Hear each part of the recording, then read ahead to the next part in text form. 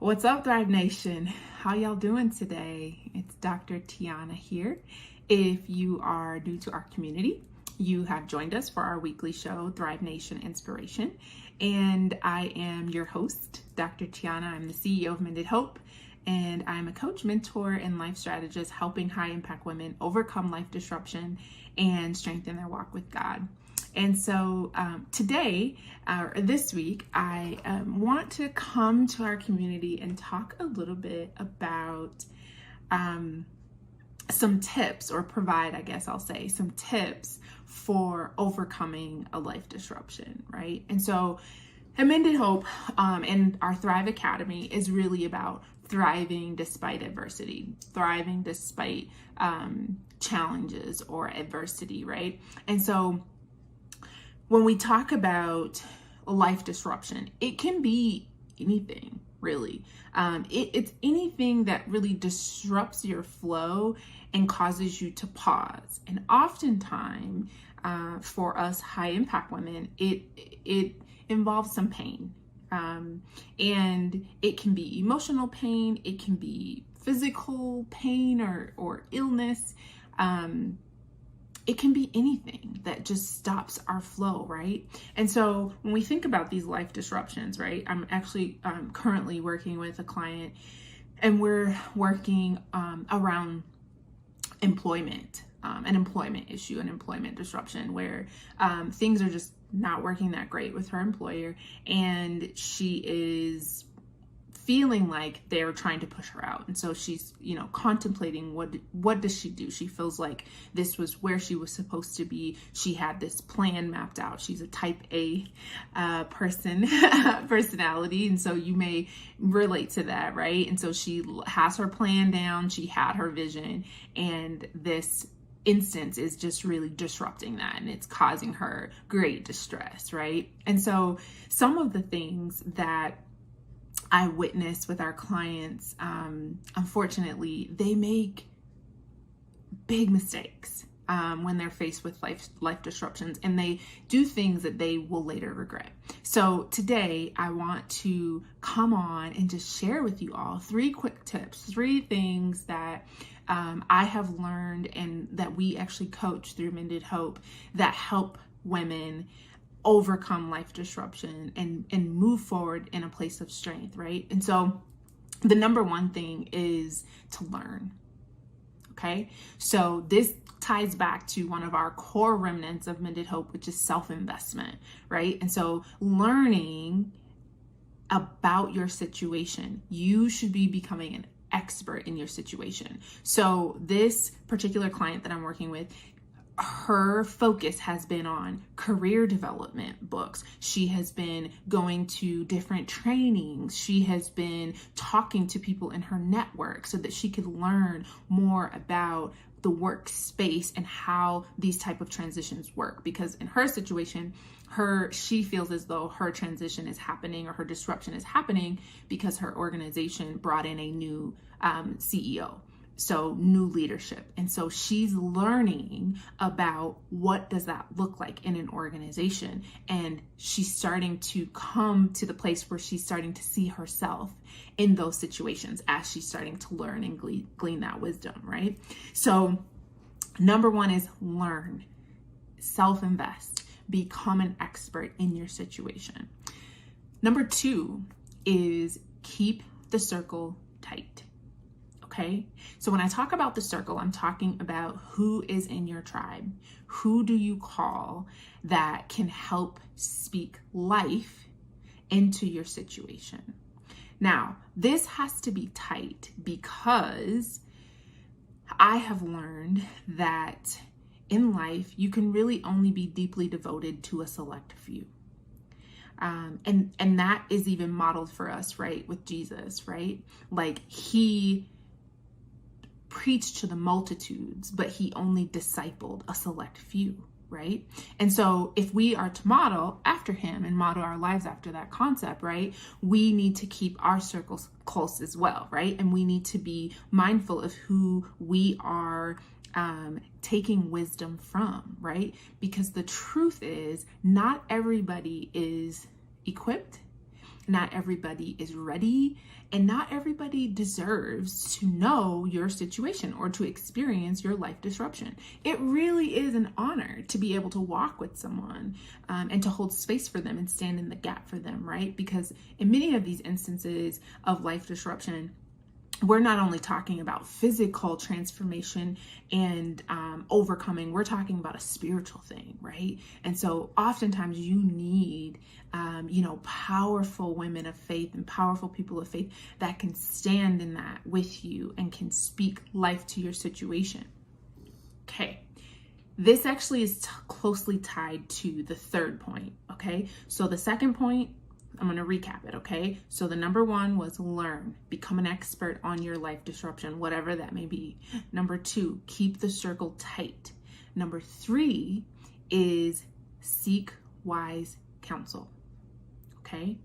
Now, this ties into the circle because in the circle, you want wise counsel. I'm going to tell you this, and I've talked about this, I think, in some of our recent content as well, right?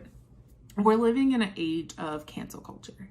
We're also living in an age of quitters and quitting, right? When things get difficult, when the plan doesn't come to fruition, when the vision isn't what I'm seeing or what God promised me, I'm tempted to quit, right? Or I do quit.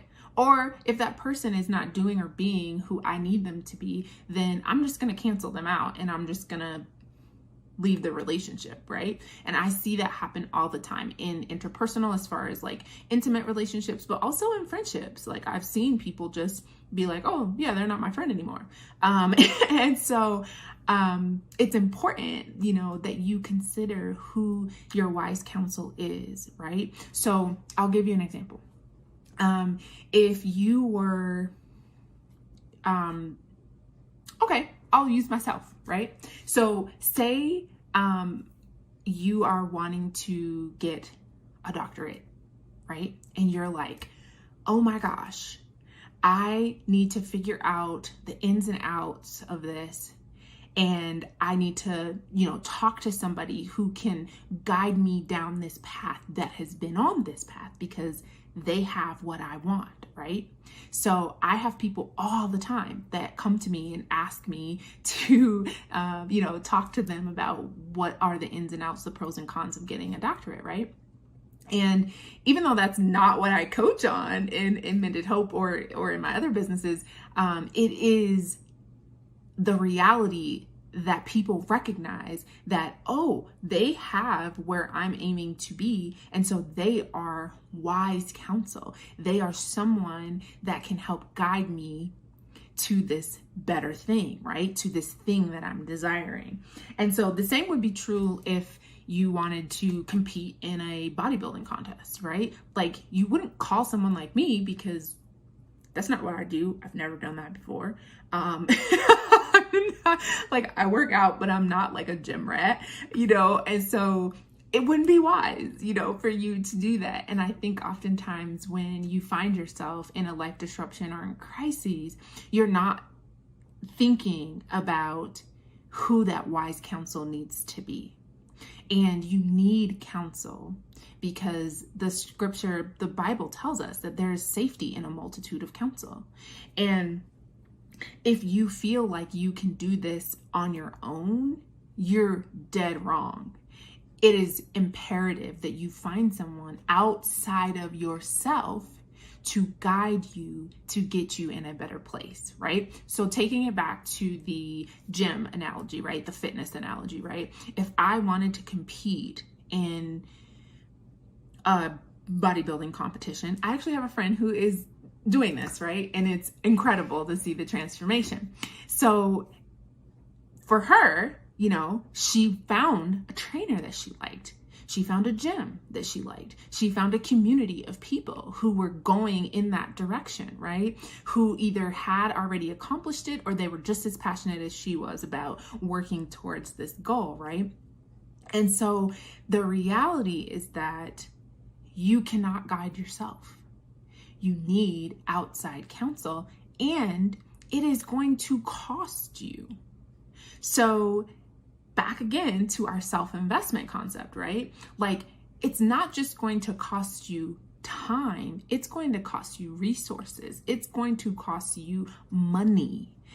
You are going to have to invest, right, in this wise counsel, in this guide of sorts, right? The expert who has been where you are trying to go or is where you desire to be, right? So calling up your friends who are unemployed, taking it back to the story of my client, right, who's working through this employment life disruption, right? She wouldn't call her friend who's unemployed or got fired to ask them about what her next step should be, right? It just doesn't make sense.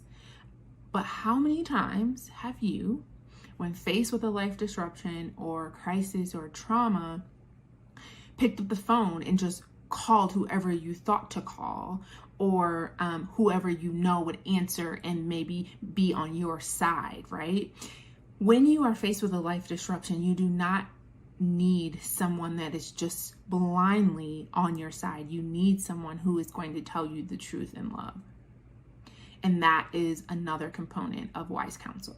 Okay, so that's all I'm going to say about that for today, because much of this is I'm leaking some of my gems that I work with my clients on in coaching. So I just wanted to hop on and share those 3 quick tips, right? Number 1 is learning, becoming an expert on your life disruption. Number 2 is keeping the circle tight, being mindful of who you are allowing to speak into your situation. And then the 3rd one is obtaining wise counsel. And that is an investment in yourself, in your future. And it is doing that with the understanding that it's going to cost you something. Okay, so that is all I have for y'all today. And I hope that you take these nuggets with you into the week and really think about them, and comment, share, like, let us know if these tips are resonating with you. We would love to continue to see you all engage with our content. All right. I love y'all.